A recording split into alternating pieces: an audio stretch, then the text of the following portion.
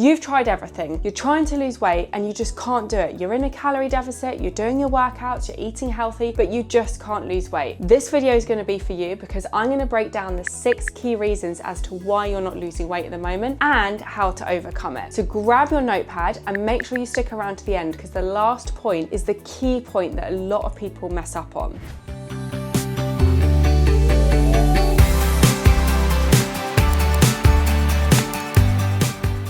Now, I have coached over 800 women in the last 9 years to successful weight loss. So I know a thing or two about weight loss and I know how to get successful weight loss results. So what I'm gonna do is break down every point for you and make sure that when you leave this video, you're gonna get the results that you want. The first reason that you are not losing weight is because you're not actually eating what you think you're eating. I hate to say it, but I see this time and time again. And I'm gonna give you the prime example of peanut butter. Now, we think, oh, a teaspoon of peanut butter, that doesn't matter. I'll just have it out the jar when I'm adding it to my yogurt. And you're weighing it all out on your yogurt and then you just lick the spoon, have a tiny bit of peanut butter. That peanut butter can have about 200 calories in it. So if you do that twice a day, that's 400 calories you've not accounted for. You do that over a week and you could be over your calorie allowance between 1,000 and 2,000 calories. In a month, you're looking at 4,000 to 8,000 calories over what you thought you were having. You're also trying so hard, so you might as well account for those little things if you're putting in the effort to track everything else. And that leads me on to my point about tracking. It's actually really useful to track your food. And I know a lot of people hate it, but it can be useful just to do for a couple of weeks to be aware of what you're eating, how many calories you're having, what macronutrients you're having. And you'll realize very quickly that that tiny bit of olive oil on your salad or those few Brazil nuts here and there add up very quickly. Now, there's actually been scientific research done on this, where people interviewed, said what they thought they were eating, and then they actually tracked absolutely everything, and these people were up to 75% off what they thought. A lot of the people in the studies thought they were eating 1,300 to 1,500 calories. It turned out they were actually eating over 2,000 calories. So I'd highly recommend grabbing yourself some food scales, downloading MyFitnessPal, which is completely free, and just having a go at tracking your food, but making sure you track everything. Those little bits of salad dressing, that little bit of olive oil, that little bit of milk here and there,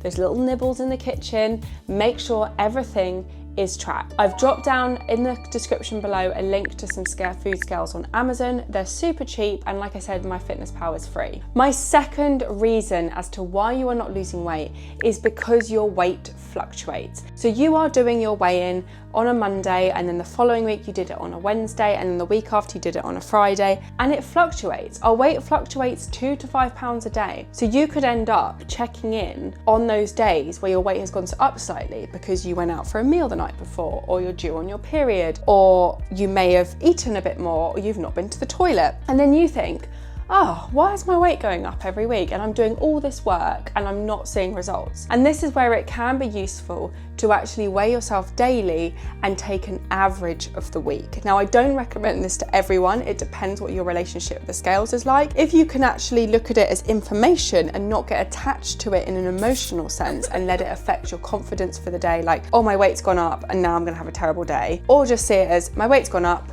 I went for a meal last night, I'm probably holding some water, I know that it fluctuates, and use it as information and take your weekly average. Now, this is where I also recommend getting a good pair of scales. A scale, definitely a digital scale, it does decimal points, and also maybe using a scale that actually tracks your muscle mass, your water, your heart rate, your body fat. Now, I personally recommend Hume Health scales. They're the best out there because they have handles.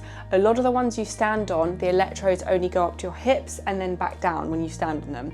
Having the handles allows you to get a full body scan. Hume also comes with an app, so you can keep all your data recorded, your body fat, your muscle mass, your water retention. Now, I actually have a discount code for Hume Health, which is chloeinspires, and it gets you 15% off these scales. So I'll pop the link below and the discount if you want to go and grab it. The third reason that you are not losing weight is because you are eating back what you burn in your workouts. Now, studies have shown that the fitness watches like this one, the heart rate monitors, etc., actually can be off your calorie burn by 20%. So you may think you've burnt 200 calories and that reading could be totally off. I also would recommend not taking literally what these fitness watches say. So if it says you've burnt 200 calories, don't then think, oh, I can go and eat 200 calories extra. That's not how it works. And a lot of people use this information incorrectly. We all know that also when we exercise, our appetite can go up. And this actually can cause people to start eating more food. Or there's that whole psychology of, I've done a workout, now I deserve to have a massive meal. So actually to be really aware if you are exercising, not to have the attitude of, oh, I've done a workout, therefore I can eat more. And you still need to be conscious of what you're eating. And to also not be attached to these watches, to these apps, etc. And don't take them too literally. I used to track my workouts using these watches and now I don't at all. I literally just use this for steps and the time. And I use my Oura ring for my sleep because I found that they just are not accurate and they can't take into account things like muscle growth. Now, the more muscle you have on your body, the higher your metabolic rate. These watches are not too accurate and I found that I was getting attached to the numbers, etc. It's better that you just set your calorie intake for the week and you've taken into account that you are going to be exercising, so you might need a little bit of extra calories, although it depends on your weight loss goal, and also taking into account that you might need a bit more protein and carbohydrates. But don't have the attitude, oh, I've done the workout, now I deserve a massive meal, because that is what could be stopping you from losing weight. Okay, before I go on to my next point, I just wanted to say if you are enjoying this video so far, please do hit that subscribe button and the like button. And if you've got any questions about what I'm saying, feel free to pop a comment below and I will get back to you. This really, really supports my channel if you do subscribe, because it can bring me better videos and it can bring me better discount codes with companies as well for you guys. Now, the fourth point is body recomposition. This is so essential on your weight loss journey to understand. Now, if you are building muscle and losing body fat,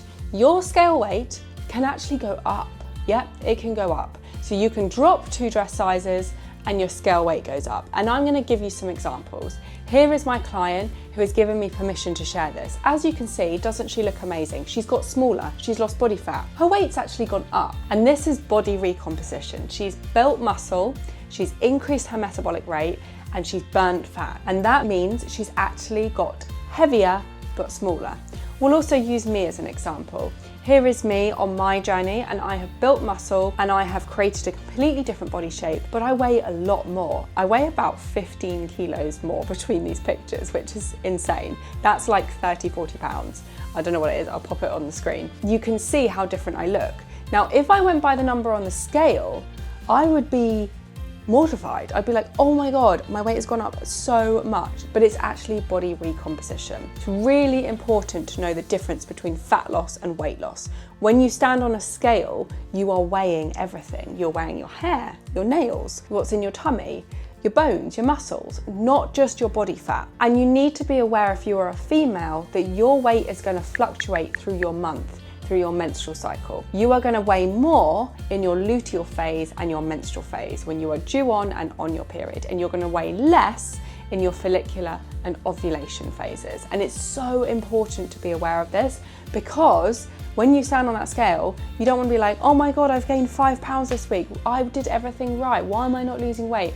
Well, actually, it could be that you're building muscle, or it could be that your menstrual cycle. So women, it's so important to be aware of that, but also if you're a man watching this, be aware of body recomposition. And again, this leads back to my point before, where it could be useful to use the scale that I mentioned, the Hume Health, because it tracks your muscle and your fat and all other things, lots of other things, water, etc., visceral fat. And that's where it can be useful if you find your mind plays tricks on you when you see that number on the scale. These scales could be really good for you. My fifth reason you are not losing weight is you are actually eating too low calorie. Yep, you're eating too low calorie. And what's happening is you're doing so well in the week, you're having your 1,000, say 200 calories, which is far too low. And on the weekend, you're so hungry that you're out with your friends and you're subconsciously nibbling, or you go, well, I deserve it because I've done so well this whole week. And you end up overeating because you're so starved from the week. Or you may be really restricting for 2 weeks and then you have a blowout and a huge binge for a couple of days, and then you restrict again, and that cycle starts, and you're never actually losing weight because you're going far too low calorie calorie,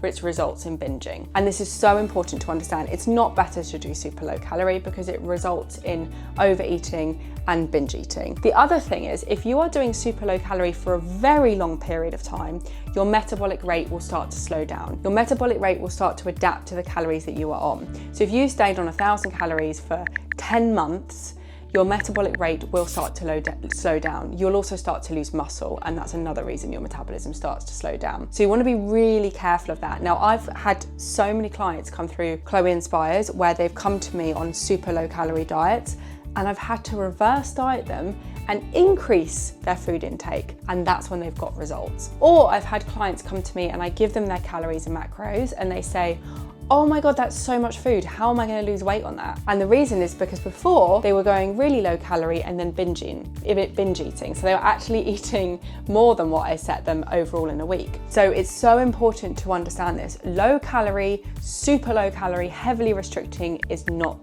the answer.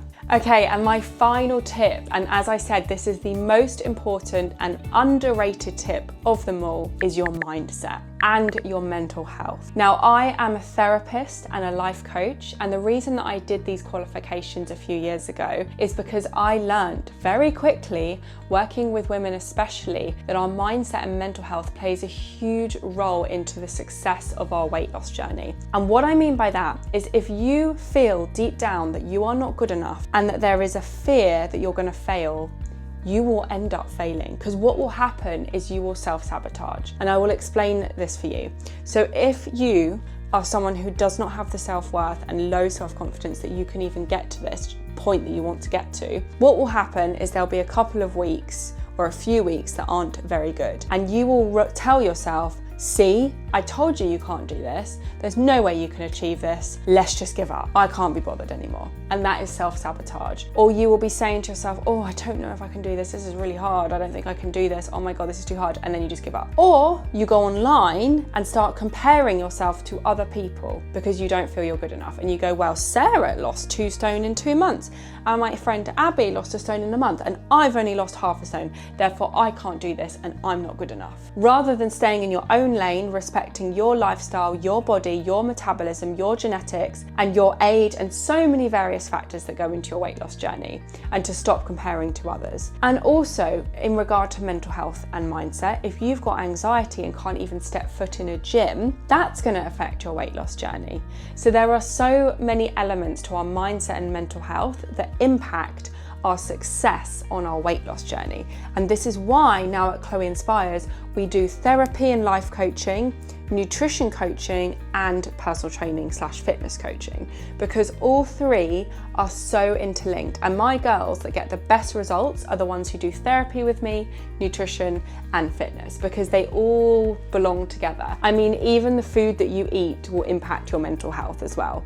But it's so important to understand this. So I want you to really work on your self-worth, on your feelings of being good enough, on your self-sabotage.